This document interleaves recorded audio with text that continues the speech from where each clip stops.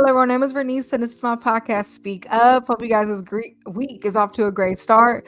For those of you that don't know, the mission statement for this podcast is we'll use our voices to motivate people to overcome life's challenges through self-love and respect. So those of you who know, this is the place for self-love and respect.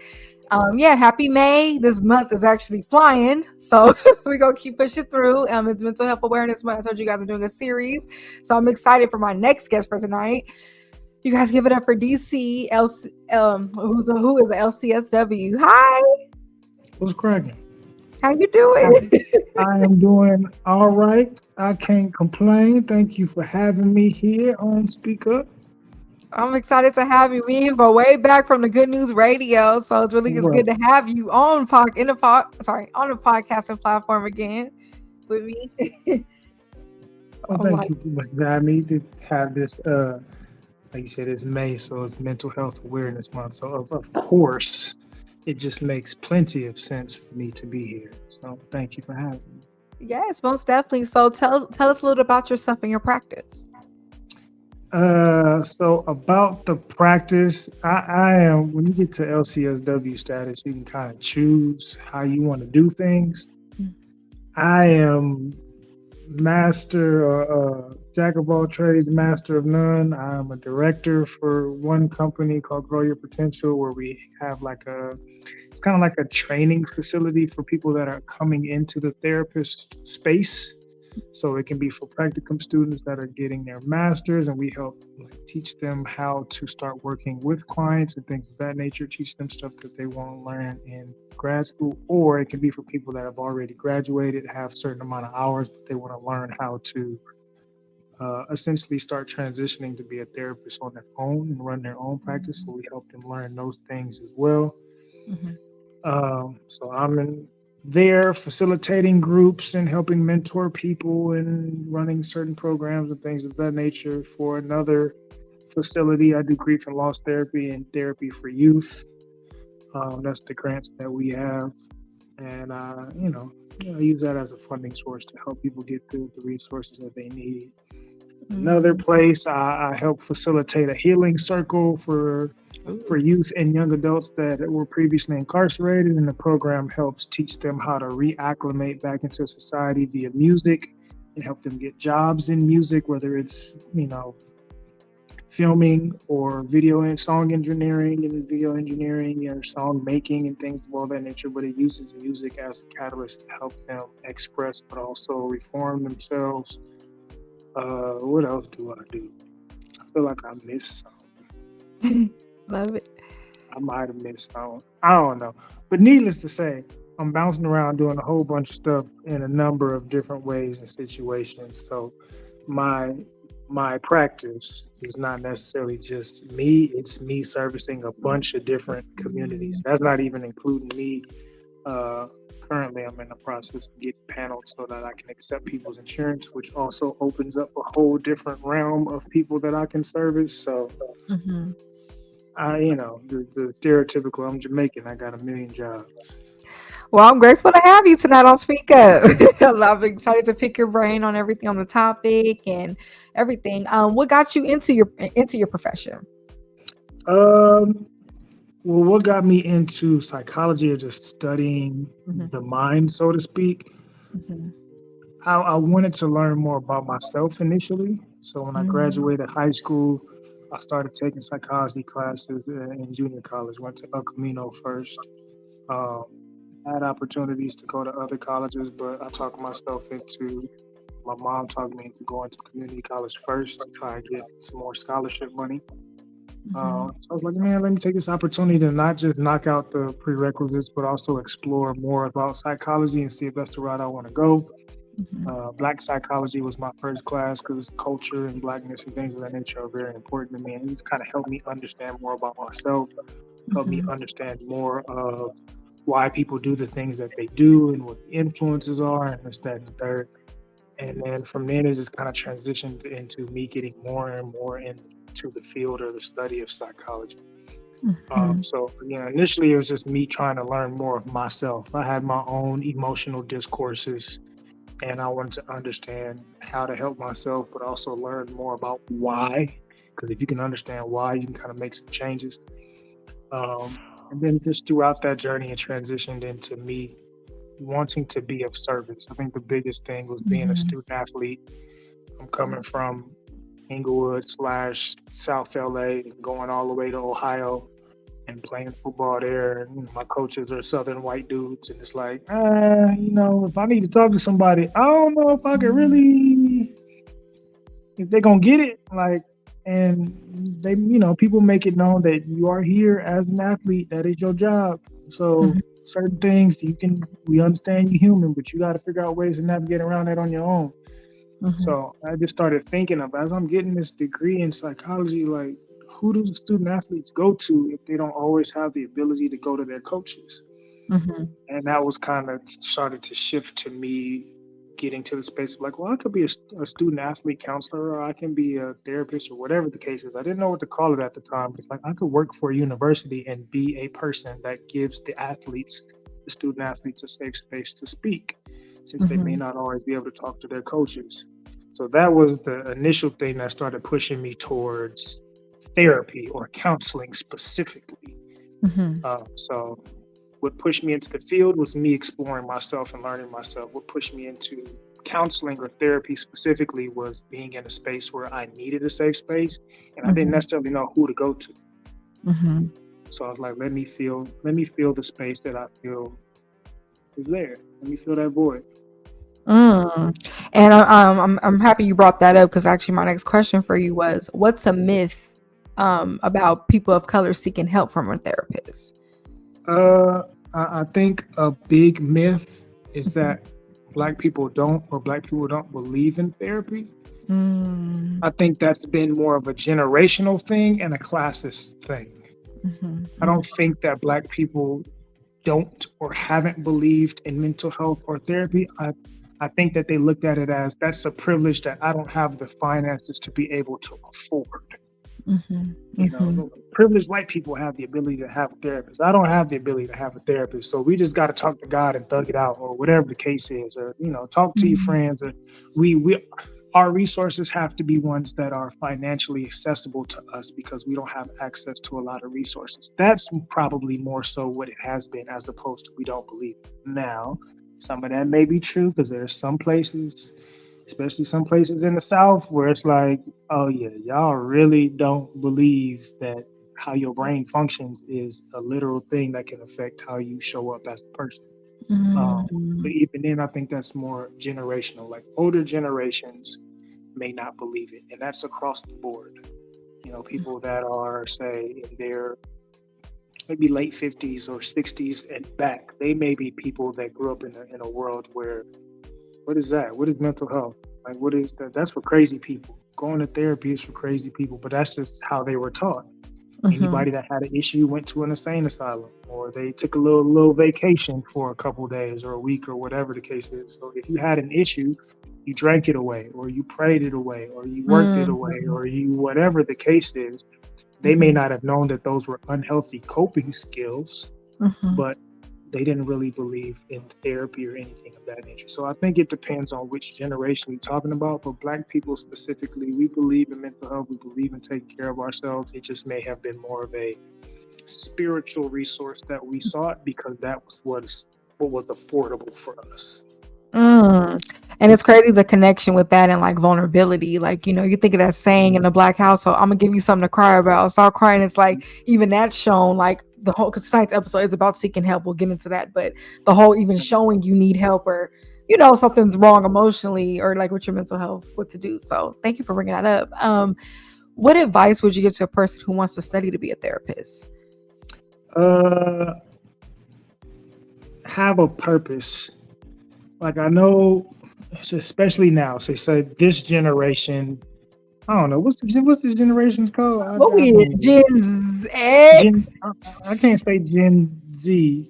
I don't know. I mix them up. I mix them up, and I'm bad with that. But I say this generation, they are, for lack of a better term, they're in the information age for real. So they have all this information at their fingertips.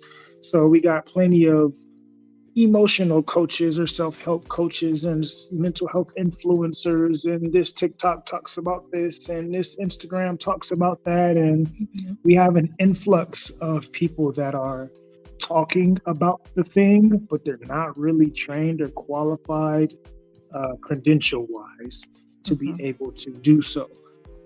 Not to knock them, because we do need to have these conversations. We need more people to be mental health advocates. But I say that because that may push a lot of people to want to be a therapist because they see influencers doing it and they see it as lucrative, or they see, there is some sort of passion of like, I went through these things, so I want to be a person that helps somebody else, which is most people in the mental health field. We imperfect just like everybody else. So I went through X, Y, and Z, and that made me decide that I want to help this population of people. If that's your purpose, fine. This is not one of those businesses where, you have the potential of making 6 figures depending on how you do it. And, if you get licensed and run a certain practice and all that, yeah, sure. But you have the potential of making a lot of money, but that's not what people get into this field for. You're not going to make a lot of money off the bat. So if money is your motivation or influence is your motivation or whatever the case is, don't do it. But if you've been through something and you start going through your own healing process and you realize that there's a need for representation in that space for people that have been through whatever, then cool. So know what population you want to serve, know why you want to serve them, because that's what this is. This is servitude. You are servicing the community, you are servicing people. So if service isn't your first mindset when you start thinking about being a therapist, don't do it. Oh, you already dropping gems. I hope y'all out there taking notes. Tonight's episode is titled Speak and Listen. So tonight we're going to be talking about, the fear of asking for help. We're going to be talking about mental health in the Black community. We're also going to be talking about, something else we're going to be talking about. We're also going to be talking about being silenced and things like that. So I'm excited. So it is, sorry, I'm at a little moment. It is now time for the Axiom segment. So tonight's Asked Up question of the night, if you're out there listening, please comment. Always go back and read the comments. Do you find it easy or difficult to ask for help when it comes to your mental health? So I'm going to go ahead and go first. Me personally, I've always been a very emotional, vulnerable person. I always spoke up if something wasn't, if I wasn't okay. I know how to hide my feelings and stuff, but I'm like, if I need to cry or I need to talk to somebody, I'm always quick to voice that. So I would say for me, I never really had a hard time asking for help if I really needed it. Yeah, that's my answer to that one. What about you? Do you find it easy or difficult to ask for help? I would say it depends on which version of me you're asking that question to. Different ages at different points of my life, it could have definitely been no.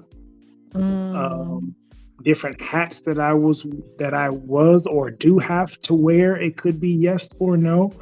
I'll say growing up for sure was a no. During the early stages of my career or early adulthood, especially maybe late 20s, early 30s, it was a no, because I am the help. Everybody comes to me for help. So, what do I do if I need help? Whatever, I'll just take my own advice and just apply the things that I know. Me being on the tail end of my 30s, entering into my 40s, it's easier for me to ask for help. Yes, I am still the resource. Everybody comes to me for some sort of help or some sort of assistance, but I understand that me asking for help sometimes isn't necessarily because I'm trying to get help. It's me pushing myself to advocate for my needs more. Because sometimes me asking for help may simply be letting people know what my capacity is so that they understand my no.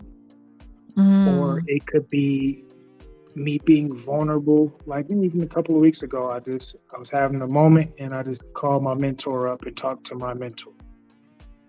And she held space for me. And it's not that I was looking for a sort of answer.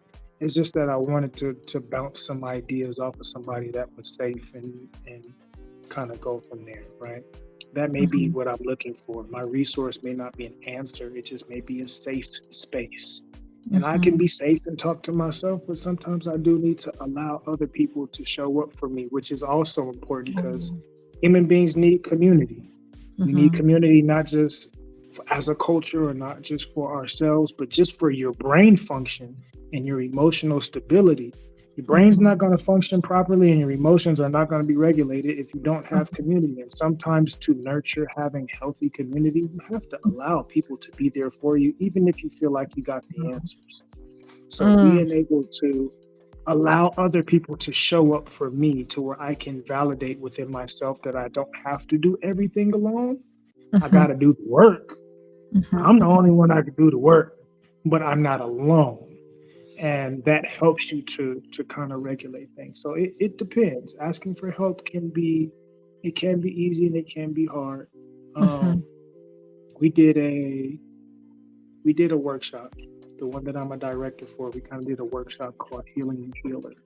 So it was for other people within the field or other mental health practitioners or advocates coming together to kind of process what it's like to be the person that everybody comes to. And I remember in one exercise, it was kind of like a trust fall situation where somebody randomly had to fall and everybody had to react and catch the person that fall. And my mentor was like trying to egg me on to be the person. And I was like, nah, I wouldn't do it. Somebody else ended up doing it. And then afterwards, when we processed it, part of what I shared is like, one, stature-wise, I'm the biggest person in the room. So physically, I'm thinking if I just randomly fall, I'm not worried about hitting the ground because I can catch myself. I'm more so worried about how much weight am I throwing on the next person. I'm the most athletic, I'm the biggest, I'm the strongest, the everything in the room. And if I, as that person, allow myself to fall, how do I know the other person has the capacity to support me in that way? So I'm thinking about saving other people when I'm supposed to be in this exercise, being the one who needs saving. So I was like, no, I don't have the ability to fall sometimes. And that's how it is for asking help. Sometimes I feel like I don't have the ability to fall. I do, but I have to be mindful of my resources. I may be able to fall in this direction when these people or these resources are around. But sometimes I don't have those resources or I don't have access to them, so I can't fall. I have to be proactive and figure out how to support myself. So it depends. That was a wonderful example. And, going off, let's talk about too, the importance of not being afraid to seek help or ask for help. I think, because like I'm a very nurturing person. Like I love to be there for my people, my friends, my family, and I'm a rock in my family and my household and stuff. And I think something that bothers me is when my loved ones don't know how to ask for help sometimes. And I say that because you ever like don't know someone's hurting, someone that you care about, and then you find out later what it is. And it's like, oh my goodness, like, you knew you could have helped them. And I be thinking about that on my end. I'm like, if no one knows I'm hurting, how would they help? Like if I'm like appearing to this world, like, oh, I'm fine, everything's okay. And deep down, I really do need a big hug or whatever it is, that resource. And also too, is beauty in the wisdom that you get from someone who's helping you. I love being a student. I love learning from every interaction. I don't care who you are. I'm going to learn, like I love exchanging that wisdom or learning from people. So it's like, that's another beauty about the seeking the help too, is the person you become after that help is given to you. So we're going to, I read a little bit more on your bio and your practice. I noticed you mentioned on there, you talked about a complex life issues. So this is a nice big one for today too. How trauma / complex life issues can silence you. So I think that goes into the help thing too, is like that fear of letting out because of whatever it is that's holding you back and you stepping into your power. So have you ever felt silence before? If so, how did you overcome it? Yeah, I mean, I have even moments now where I may feel silenced, and I'm putting emphasis on the word feel because distorted thinking, we all have the capacity or the capability to be subject to distortions or distorted ways of thinking.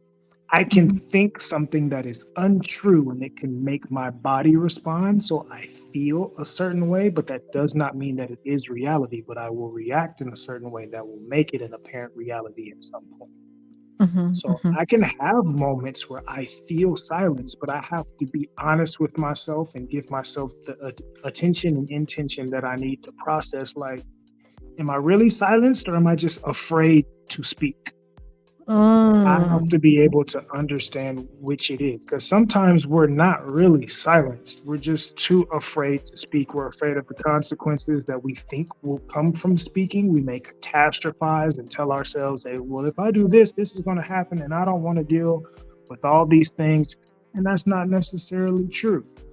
You may just be really silencing yourself because you are too afraid to advocate. So I've had moments where I can't say certain things because at least in that moment, it's not the right moment to do so, or how I want to say it ain't the right space to say it. And I'd rather not say anything and sugarcoat some shit. Like I really want to say it how I say it. So I'd rather just put a pin in it until I can speak freely. Or sometimes I'm in my head and I'm telling myself all these different circumstances, and I have to take a second to address myself to be able to say, no, that's not the case at all. This is actually the reality now. Let's get past these consequences and start doing what's necessary to be able to speak.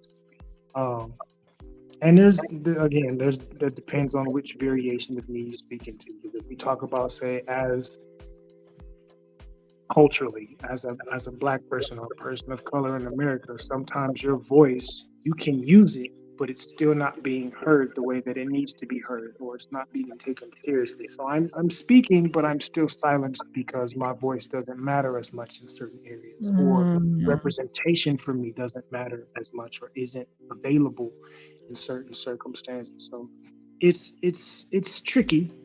It's very, very tricky. Sometimes you have to accept being silenced. Not that that's always a good thing, but sometimes it's like, you know what? Me speaking may be worse for this situation. And I'm okay with understanding that this person doesn't understand. And if I speak, it's just going to exacerbate the moment. And I don't want to do that. It's probably best for me to just be quiet and speak elsewhere and just let them believe or think whatever they want to think or believe, because it's not really a judgment on me. So silence can also be a tool for us. It doesn't have to be a weapon against us all the time, but discernment is important to understand which type of scenario this is and what's the real catalyst to my silence, so to speak. Yeah, I think knowing like when it's okay to shake the table or not. And then, going into our next topic too, the importance of comfortability in your space of expression. Like I know when they say people are shopping around for a therapist on who to book, that comfortability has to be a big thing for that. So what are some good signs that a person is in a safe space to express themselves? I say check your nervous system. Everybody says they have intuition, and we do all have intuition. Some of us may not have as strong of an intuition as we say we do. We may say our intuition is leading us, and it really may be your distortions or your unhealthy coping mechanisms, but that's a conversation for another time. You calling it intuition, but it really ain't your intuition at all. But if you are processing with someone in a therapeutic space, and your body feels capable enough to relax, that's normally a good sign. Our bodies are picking up things before our brain processes them. So if you're speaking to somebody and your body just doesn't feel 100% at ease, you can process whether or not that's because this is something new and foreign for me, so I'm still a little bit apprehensive, or if something about this situation just doesn't feel comfortable enough for me to really strip naked, so to speak. But if you can check in with your body, it'll kind of help you know. Now, I use the word intuition, but in therapy, so say for Grow Your Potential, we talk about somatics a lot. We pay attention to mental health and we pay attention to emotional responses, but we don't always talk about how feelings and emotions and experiences resonate in our bodies physically, what sensations we feel. So sometimes discomfort is a sensation. I use an example sometimes of all of us have had a moment where they coerced us to go out. We go out, we go to this club. I didn't really feel like going out. I was tired to begin with. And then I get in this environment and something about me just does not feel, I knew I shouldn't have came out. This don't even feel right for me. It doesn't feel good. I don't feel good being here. I don't want to be here for whatever reason. And I didn't drive, so now I'm stuck. Right? But I didn't listen to my body, and my body communicated something to me, and I acted against it. And then I further jumped into a situation, and my body sent me more responses, and now I'm stuck. Right. So even if I do want to speak up, or I do want to do this, or I do want to do that, I can't, because I ignored the physical responses that my body was giving me based on my emotions and my capacity. So sometimes that's one good way. Pay attention to how your body is responding and then process it. Especially if you're in therapy and you're meeting a therapist for the first time, or it's the first few sessions and you have this feeling in your body somatically, bring it up to your therapist and say, I'll be honest with you, I kind of have this feeling of this, that, and the other, blah, blah, blah. Can you help process what that means or what that looks like? And if they're able to talk you through that and talk to you about it, and they are receptive of what you're feeling, and it's a warm space, that may be another good sign that, like, I can speak authentically in this space and it will be received. If you share that and they can't help you, or they get defensive, which is rare, but if it's an adverse response, that lets you know that this may not be the space for me, but that came from you paying attention to your body's somatic responses. Okay, Lig, that's a big one. That goes with tonight's tweet up, actually. You guys, it is now time for the tweet up segment.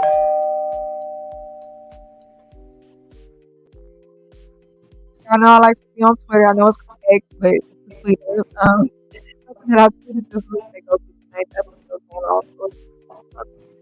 Your own voice is the voice that you don't need to silence. And I say that because there are many effects of silencing yourself. I've definitely silenced myself to make others comfortable. And then I became uncomfortable because of not listening to my inner voice, my intuition, or going somewhere that I didn't even want to go to. Like, everything you just named actually went with that. And, I think it's important to listen to your higher self, the self of you, the self that wants to elevate and grow, the gentle self of you, the part that wants to get out of those like survival tactics and those feelings.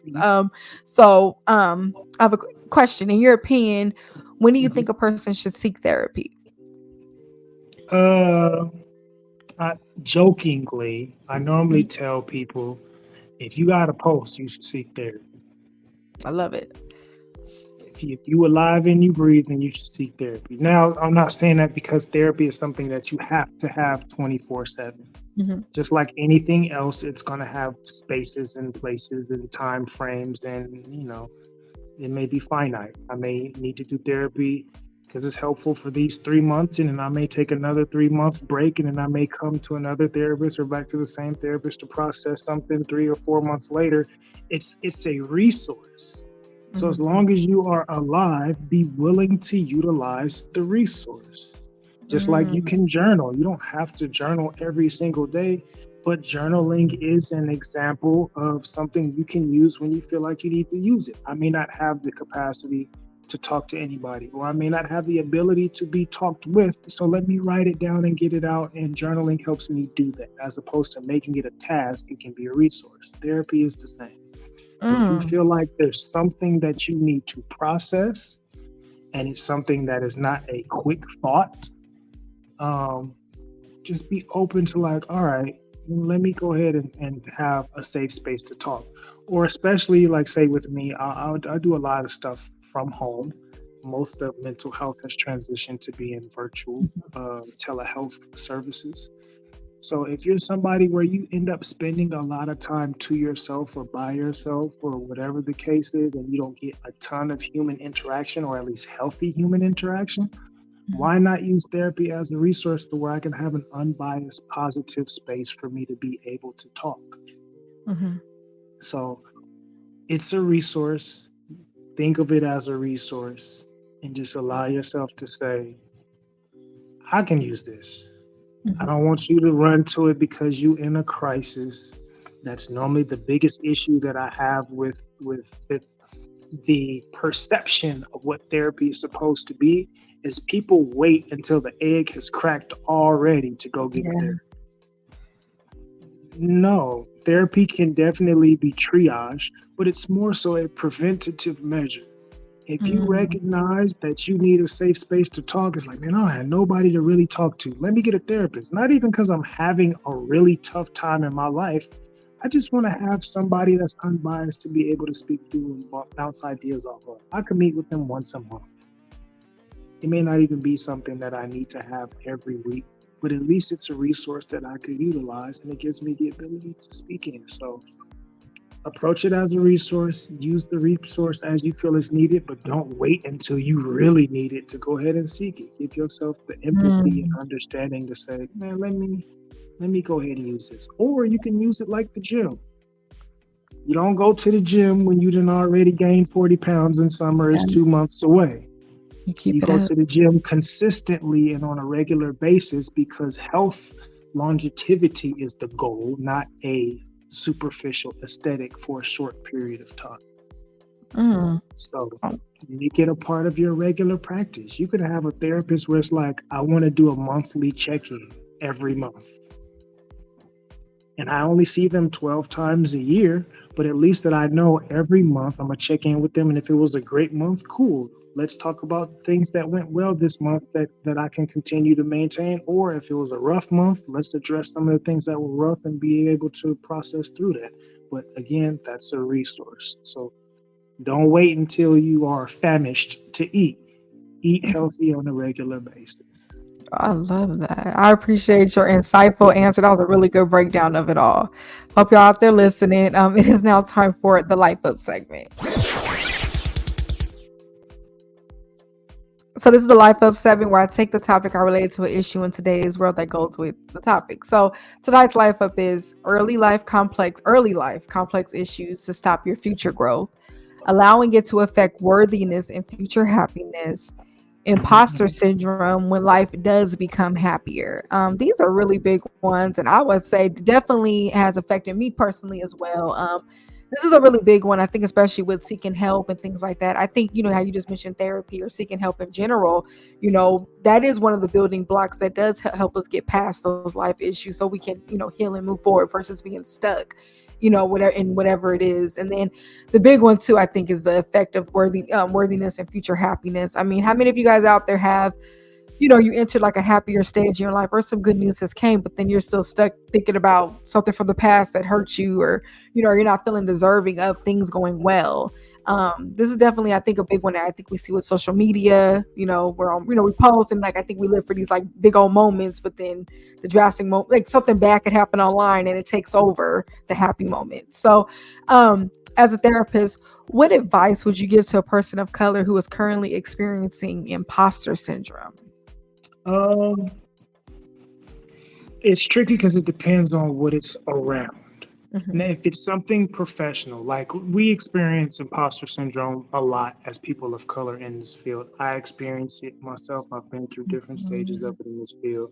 Granted, I've been servicing the community since 2009. I've been in the mental health field since 2015. So I have years under my belt, but I still have moments where I feel like, am I good enough? Am I qualified enough? And that sometimes comes as a distortion, looking to steal whatever you've accomplished. So professionally, what's helped me is, hey, I got my degree and I've been in this field for like 10 years and I've been doing all right. Like, why am I telling myself I'm not qualified? I'm here. Clearly I'm qualified because I'm present in this space. Am I perfect? No, but I'm perfect for the people that come across me. I'm perfect for that point in time for them. And I'm not supposed to be there with them as the perfect therapist forever. So being able to put realistic expectations on things or realistic understandings of things helps me realize that I am enough. This person came to me. My profile is posted on different websites. They read through my profile and sent me an email, which means they chose me. So no matter how much I may try to discount myself, this person thinks that I'm perfect for helping them in their journey. So why am I telling myself that I'm not? I was already qualified before I even knew this person knew my name. Before I saw the email, they had already chosen me. They were writing an email before they pressed send, which means they had already chosen me. Why am I telling myself I don't care? In other areas, say success, because we all have different understandings or definitions of what success is. but sometimes it's not imposter syndrome. Sometimes it's foreboding joy. We're so busy comparing ourselves to other people's standards and expectations of what success and happiness is supposed to be, or we're comparing ourselves to these unreasonable expectations that we've created for ourselves, that we don't allow ourselves to humanize ourselves and celebrate ourselves when we do accomplish things small, because it doesn't look like the grandiose version that we're trying to shoot towards. So I'm just waiting for the other shoe to drop. Yeah, this good thing happened, but it's not this. And I'm just waiting for something bad to happen, and something bad always happens. So I'm foreboding joy. You just can't allow yourself to celebrate yourself, because you just swear up and down that something is going to come and ruin it all. And there's a lot of different things that may come from. There's a lot of roots to that. It can come from your childhood. Most times it comes from your childhood. Yes. But being able to understand, like, I don't have to live up to other people's expectations. I can listen to other perspectives, and I can take it with a grain of salt. But too much salt, it ain't gonna be necessarily good for me. Not enough salt is gonna make something nasty.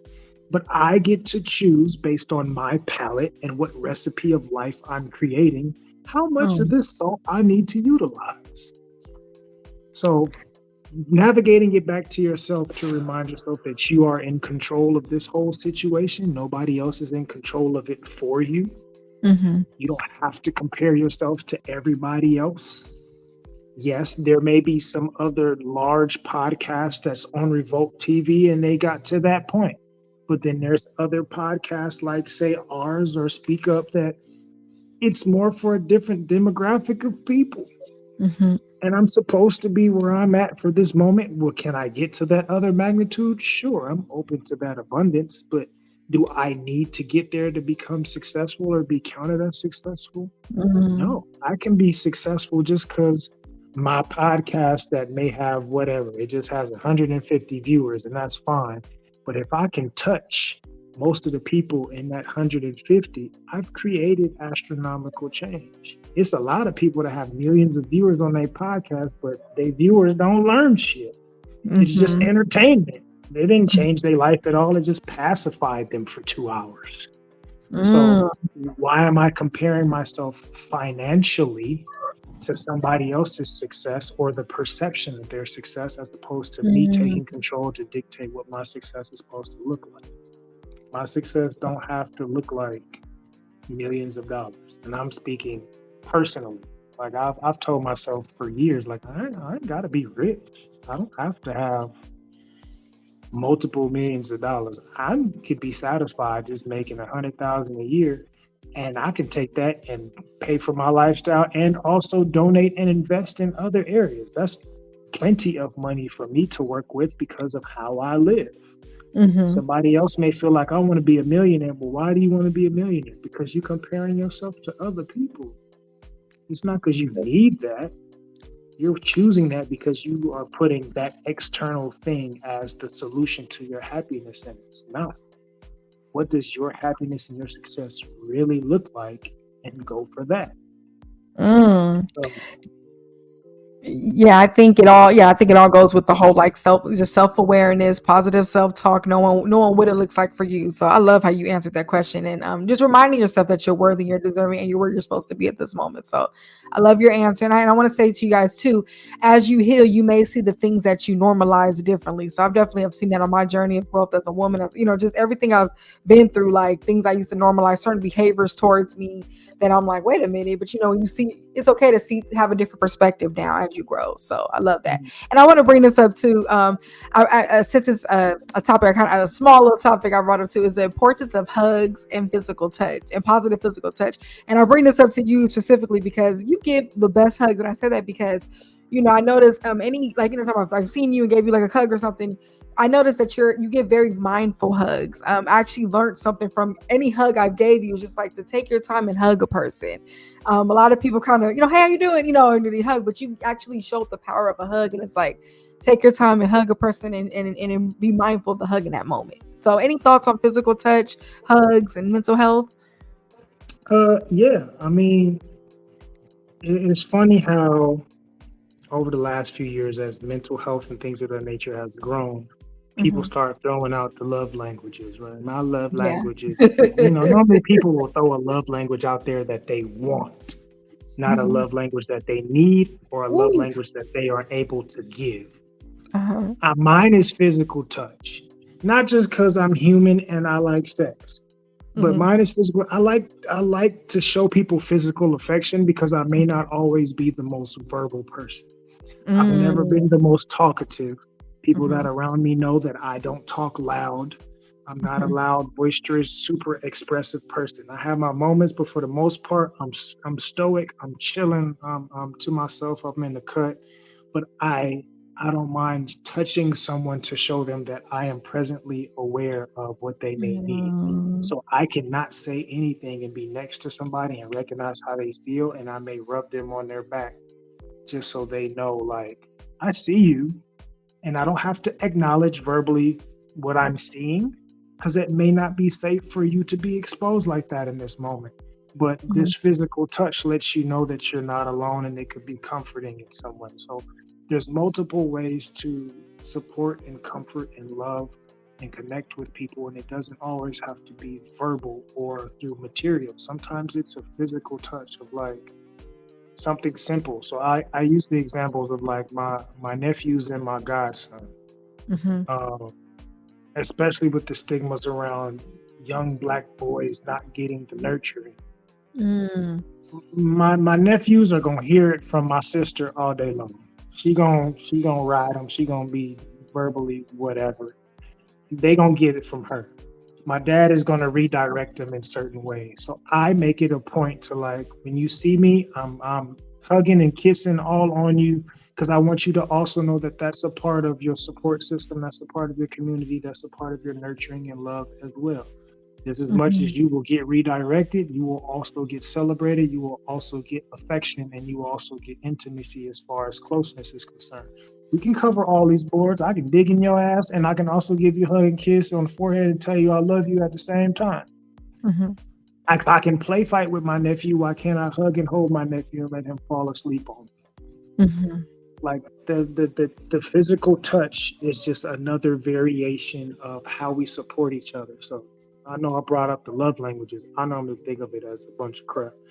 Not just the concept of being a bunch of crap, but how we approach it being crap because we look at one as Mhm. opposed to no, they're all important. We're human beings. We need every type of love language. There is no one specific one that's better than all the others. I like gifts. No, you like people spending money on you, so you ain't got to spend no money. But that doesn't Oh. mean that you're being nurtured in this space. Mhm. You need a combination of all of these. So all of them are important. So how can I recognize how to give them all?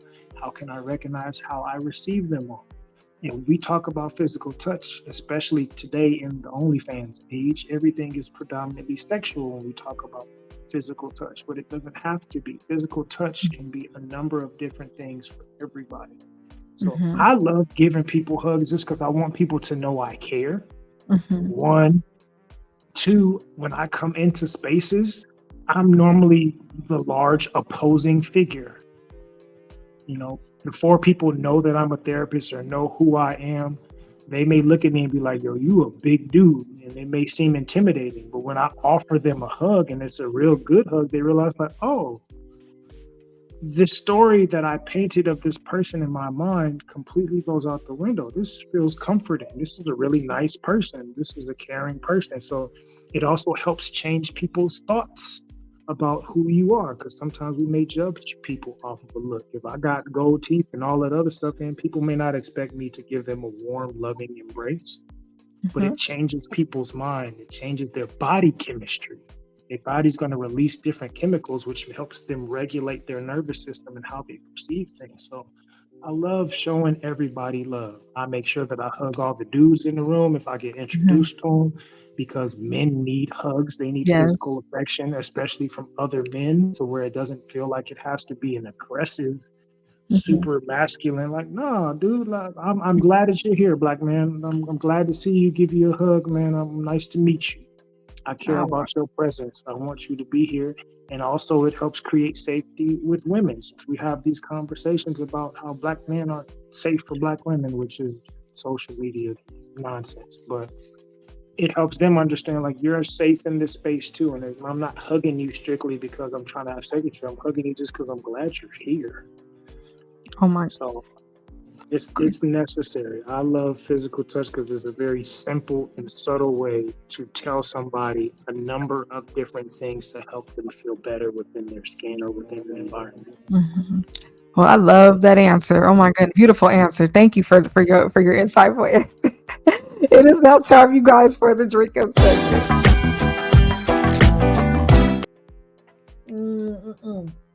So if you're listening out there, please drink some water. And I have a water fact for tonight. So tonight's water fact is, according to CNET.com, studies have found that people who regularly drink less water have an increased risk of developing depression and anxiety. The combination of dehydration, zapping the brain's energy, and cutting down serotonin production can increase depression symptoms. So, it's Mental Health Awareness Month, so that's the type of fact I wanted to pull for tonight. So please drink your water. Water is just good for you in all areas. So just drink it. Drink your water. It's a nice reminder. So, so back into the episode. I know we talked about, silencing yourself and all that stuff. So there's power in speaking up for yourself. So yeah, admitting when you're uncomfortable, admitting if you don't feel safe, or you didn't like something. I've been learning the power of that too. I think you mentioned earlier in this episode, the power of no, like you said, explaining to people why you said no. And yeah, I think, I used to be, what's the word I want to use? I used to be more, I would say, in a more people pleasing phase growing up. And I think as I've, I turned 30 this year, and as I've been growing, even more, and I've been learning the power of speaking up if something just doesn't feel right, or if I just don't want to do something or don't have to explain myself. Any thoughts on speaking up and the power of that? And well, firstly, shout out to water. Please make sure you get I tell people get at least half a gallon to a gallon in. Put some sea salt or some pink sea salt in your water. It helps your body absorb it better. Just drinking plain water may just go through your body. So put a little sea salt or something in there, which helps your body absorb it more. And making sure that you're hydrated gets rid of brain fog. So if you feel like you haven't been clear and your emotion system hasn't been regulated the way you need it to, you'll be surprised how making sure that you end up hydrated based on your body weight and your activity level, calculate it, figure out what it needs to be. But having that amount of water changes your brain chemistry and how your brain functions and how you can perceive and receive things. So drink some damn water. Put all that bullshit down. Period. Now, in regards to speaking up, honestly, that'll be an aspect of speaking up. Like sometimes, I had this conversation earlier. I am kind, but I am not nice. Love that. And what I mean by that is, I'm not trying to coddle you. The more that I'm close to you, the more that I care about you, I'm not going to be abrasively blunt, but I'm going to tell you the truth. And I'm going to be on your, hey, how you been eating? How you been sleeping? Why you ain't been doing it? Hey, man, you know that, come on now. And I'm going to encourage you to take better care of yourself. And it may seem like I'm being mean when I say certain things because I care enough about you to check in about the real things. I'm kind enough to support you and remind you and show you that it's coming from a place of love, but I'm not going to be nice and overlook you neglecting yourself. But that's an aspect of me speaking up. It took me some time to learn to have my voice to where I can share things with people to where it's like, hey, I care about you. And I know that you're doing this bullshit over here. And I don't like that. More importantly, if we talk about romantic relationships, if I don't speak up on those things in my romantic relationships, what you're doing to neglect yourself is going to affect this relationship, which affects me. Keep going in. So Go ahead. I have to speak up. If I notice something that doesn't feel right in me because you are not addressing it properly, that's me neglecting myself to a degree because I'm allowing an unsafe thing to cross my boundaries.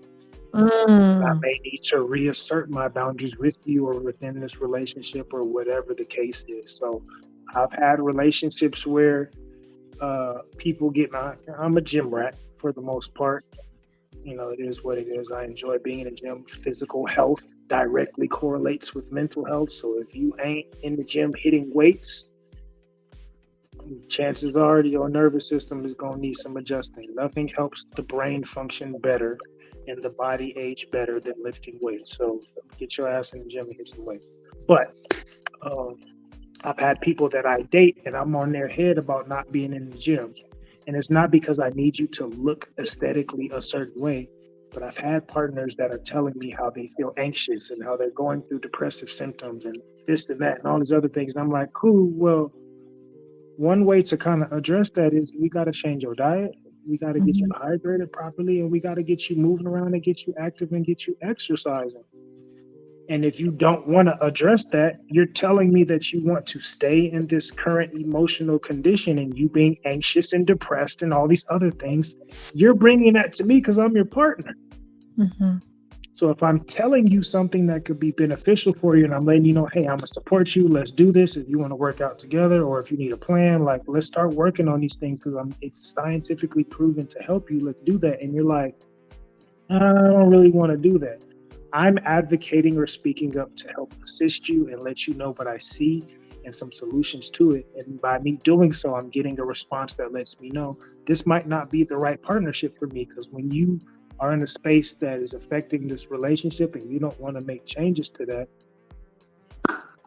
that's not somebody that I may want to be partnered with. I want somebody that is going to take care of themselves because they understand that themselves is directly interacting with their partner. I take care of me for you, and I need you to take care of you for me. And if you don't want to take care of you, then why am I partnering with you? But I have to speak up in order to address that. I have to let my voice be heard. You can take this into work settings or professional life, or you can tell it to speaking up to yourself, speaking up against your distortions, speaking up in your community, speaking up politically. There's so many different ways that you can speak up and advocate for yourself and your boundaries. But if you don't, you can't complain about not getting resolutions. You have a voice. Your voice is important. And if shit ain't changing and you not choosing to speak, you don't have the authority to complain about it. Your voice is the most important thing that you can use. You may not be able to change a law because you don't work for Congress, but you can use your voice to advocate for something, even if it's on a small level. And get things together. Get it together and use your voice. That also shows trust and reliability within yourself. I love the direction. I'm sorry. No. Go ahead. Oh no, I love the direction you took with this answer. Thank you for that. Sorry to the next. It is now time for the Poet Up segment.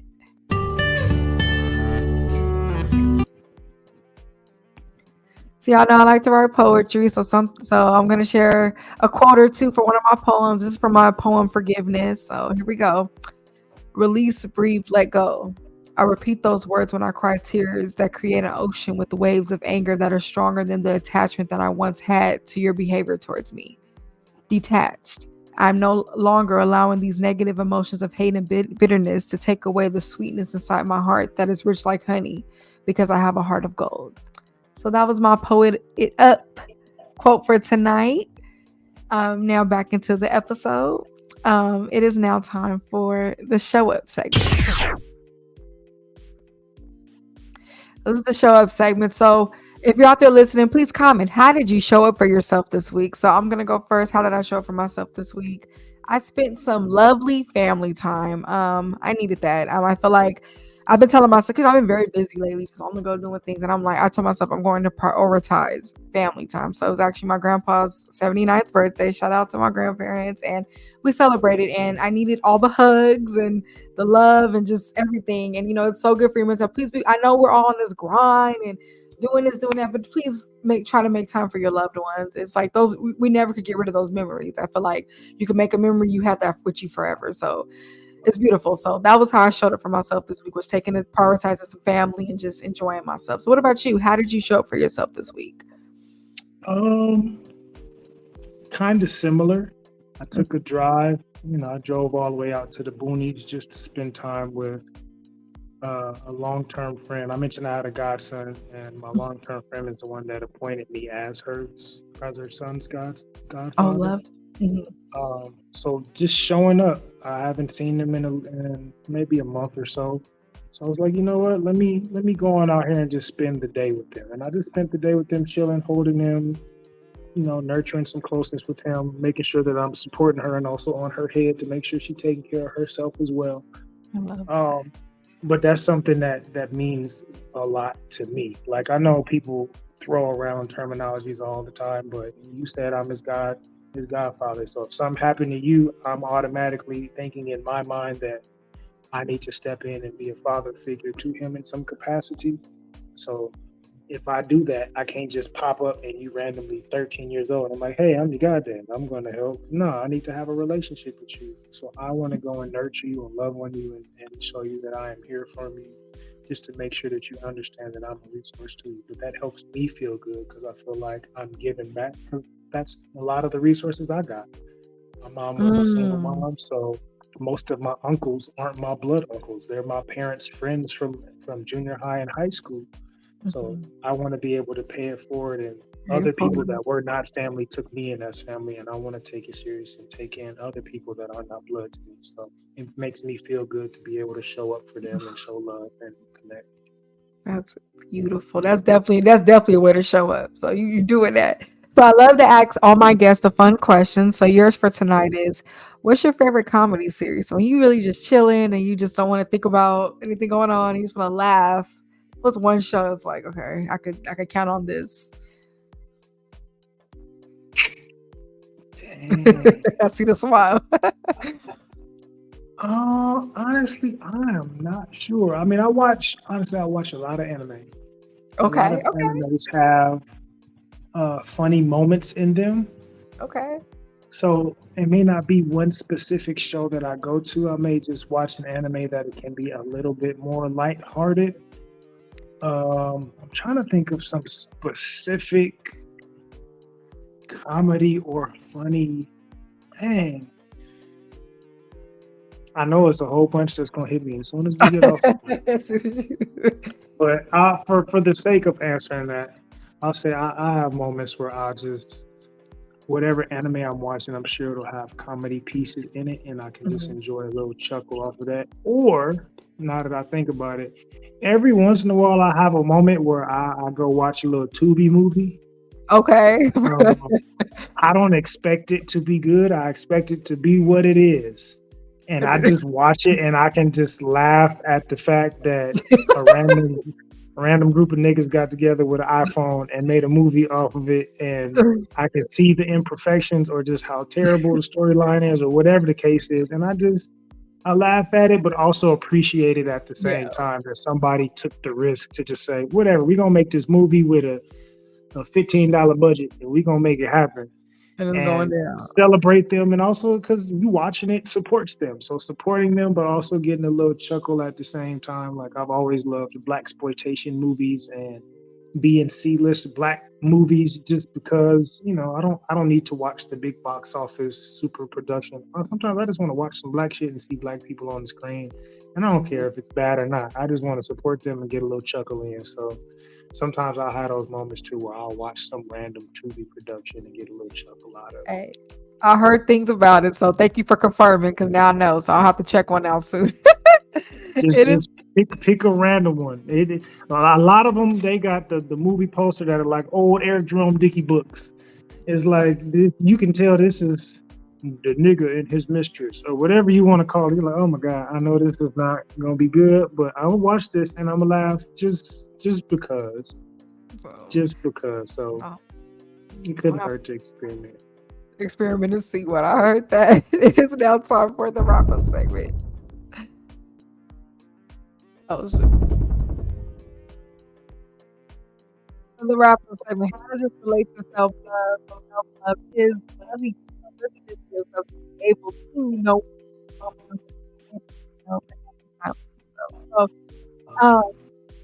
do you practice self-love? I think the biggest ways that I practice self-love are taking care of my vessel.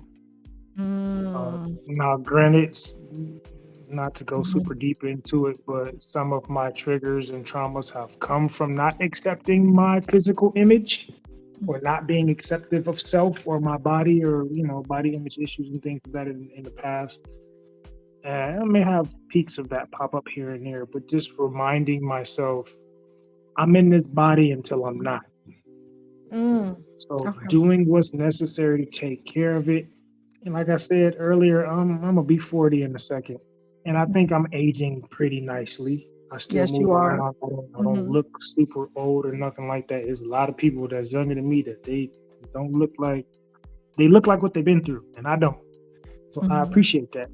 But being able to nurture myself and realize like your 40 is not even the halfway mark.